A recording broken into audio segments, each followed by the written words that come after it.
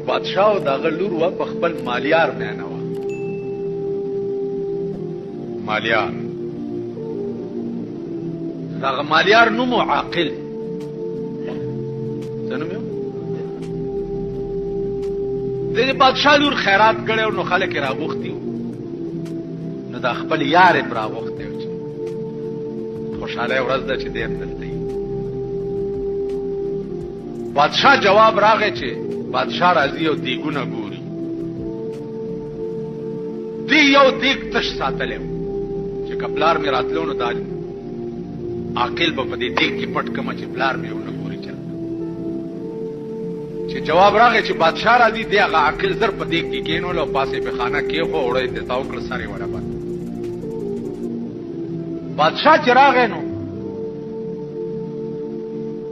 داسې ګوري چې دې ټولو دیګونو لاندې اور بلیږي دا یو دیګ څنګه بې اوره دی. د بادشاه دې عقل ته ګوره. دا زمونږ غوندې بادشاهان نه وو دا خریټیان بیټیان. بادشاه دې ته وایي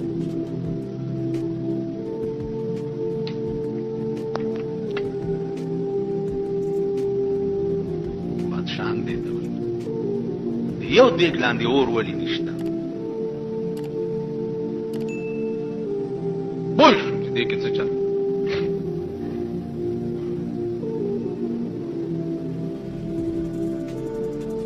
ویل دې دیګ لاندې اور ته لاندې کوي زه به د دې دیګ وریجې خورم. دې دیګ لاندې اور کوي. بادشاه حکم و اور ته لاندې شو. ښه ساعت بادشاه ورته ولاړو پوه شو چې دې دیګ کې هر څه دي اوس به ختم شوي. ویل ځئ بیا په بل چای وخورئ. زه لاړم. چې بادشاه لاړو دا جینۍ په منډه ورغوه دیګ نه سر لرې کړو چې اوس خو کباب شوی سړی. هغه چې څه وخت کې په سوځېدو راغلی و نو چونکې عاشق صادق و دا یې نه کول چې د دیګ نه راټوپ کړی وی. هغې ویل چې معشوقې کېنولی یم په دیګ کې نو ستیښه یم.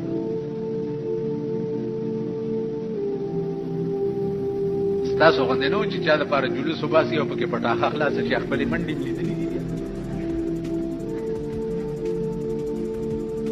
منډې م لیدلي. مونږ سره یو ملګری و یو ځل یې جلوس کې و. هغه ما ته وایي چې په ګورمنټ هاوس ورځو. هلکه په ارام کښېنه دا پولیس دې ګورمنټ هاوس ته نه پرېږدي. ما ته وایي چې جانیا تو ډر نه ته یېرېږي من ورځپې چې ورځپې هلته هغه ایس پي ما ته وکتل چې ما ته وکتل ما ورته اشاره وکړه معلوم ده نه یو غراب وباسه. خو چې یو سپۍ ته په دوه لاسي هغه باڼس ورته راواچولو چې غراب بېر شو. زمونږ ملګری دی هم ډېر غټ چې غراب بېر شو داسې د چنډه غوندې خپې اسمان ته ونیوي او په انکو کې وایي چې یا الله میرے بچے تیرے حوالے میں تا غرق ہوگی. بچی مې خدای ستا په حواله دي زه خو لاړم. نو تاسو خپلې منډې لیدلي چې پټاخه خلاصه شي یا ډز مزو شي؟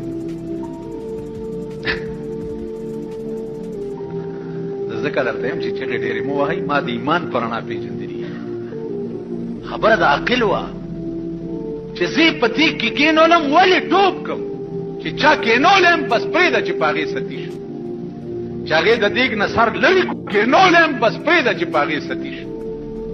چې هغې د دیګ نه سر لرې کو نو دا یو اواز ترې راووتو د دیګ نه چې چرا کارے کند عاقل کے باز آیت پشیمانی. اے عاقلہ وی غریب سڑے که د بادشاہ په لور نه مینې دی نو په دیګ کې به ولې وریدې دی. ښه دی چې انجام دې همدا شو. نو چرا کارے کند عاقل کے باز آیت پشیمانی. بجلیګر مولا چرا کارے کند کے باز آیت پشیمانی. هغه کار ولې کوي چې بیا وروستو پېښ پېمانه. وړاندې نه لږ سوچ کوه کنه. وړاندې نه لږ فکر کوه. وړاندې نه د پیغمبر فرامینو ته سوچ کوه. اتقوا مواضع التهم. پیغمبر وایي د تهمت د ځای نه به هم ځان بچ ساتي. اوس تاسو په ایمان ووایئ چې تاسو په کابلۍ کې ما د بایسکوپ په خوله کې وګورئ. دا یقین به وکړي چې دی نه دی تللی بایسکوپ ته. چرې به ونه کوي. که زم د جوارګرو په پړ کې ناست ولیدم والله که ومنئ چې د جواري نه ده کړې وایي به چې کړې که زم د ډمې سره ناست ولیدم والله که یقین وکړي چې دی بدفعله نه دی وایي به چې دی ډمې سره یې څه کول چې ناست نو اتقوا مواضع التهم چې پیغمبر ویلي دي د دې معنا دا ده چې د تهمت او د رسوایۍ ځای نه به هم ځان بچ ساتي بل دا چې هر سړی د دې قابل نه وي چې رایې ته سړی پوښتنه وکړي هر سر د دې قابل نه دی او ناره خوله د دې قابله ده زمونږ د مردار ملک هر سړي ته دا حق ورکړی دی چې وروره تم رایې راکولی شي زه څه وکړم د دې یو ښکلی مثال دی تاسو کې اکثر خلقو ښځې کړي دي څه وخت کې چې د واده په ورځ ستاسو نکاح تړلی کېده ملا م راوستو ګوان لاړو ښځې نه یې واک راوړو یو پکې وکیل شو دوه ګوان شو ملا هغه وخت کې څه وایي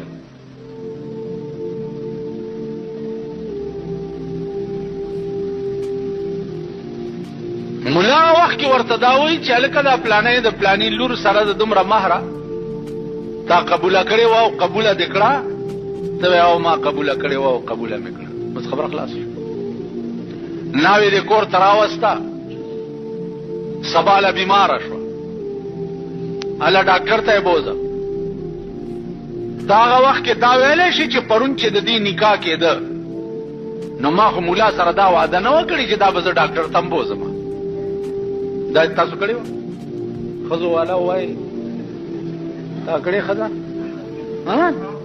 دې ورکه ته خو ګوډې که نه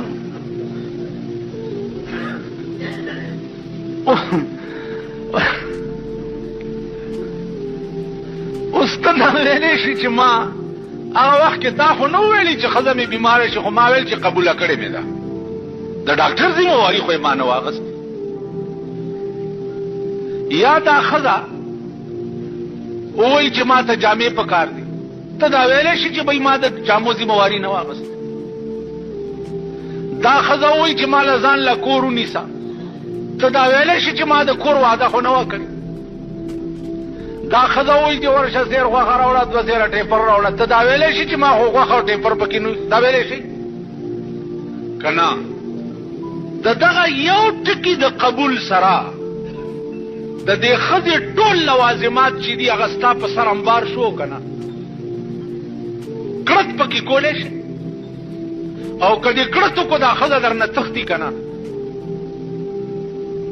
که دې کړت که دې روټۍ کې کمی راوستو در نه تښتي که دې جامو کې کمی راوستو در نه تښتي که دې کور کې کمی راوستو در نه تښتي ته ښځه په سړک کېنولی شي کېنولی شي تاسو بهی د کور بندوبست به ورته وړاندې نه بلکې چې کویدنو کې د کور بندوبست به ورته وړاندې نه کې چې کویدنو کې مور او پلار به دې وایي مزدوري خواري نوکري سبا به دې ښځه بالبج به یې کور دې وران شه څه به کې نو دوه درې کاله مخکې ورته اول ژوند جوړی نو هغې نه وروستو بیا قبوله کړي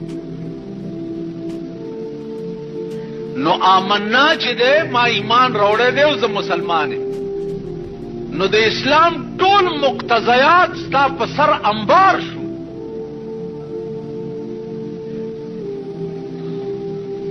د امنا دا معنا چې زه به منظم کوم زه به روجم نیسم که پیسې راغی زه به حجم کوم که پیسې راغی زه به زکاتم ورکوم امنا دا معنا چې زه به پردی مالم نه خورم زه به حرامم نه کوم امنا دا معنا چې زه به بې ځایه د چا زړه م نه ازاروم دل ازار به م نه یم امنا دا معنا چې د خدای مخلوق سره به د انس معامله کوم امنا دا معنا چې دا الله کوم نظام دی هغې پسې به زه خپې لخپې منډې م وه که وخت راغی زه به جهادم کوم که وخت راغی زه به په میدان کې سرم قربانوم امنا دا معنا نن امنا ټول ملک کړی دي. امنا دا مانام ده چې دا ښځه چې زما کور ته راله نو دا به یو بل قانون د خدای دی په هغې عمل کوي چې قرنا فی بیوتکن، دا ښځه به دې په کور کې کینولي، نوکری به نه. نن ډېر خړوسان وګورئ ښځې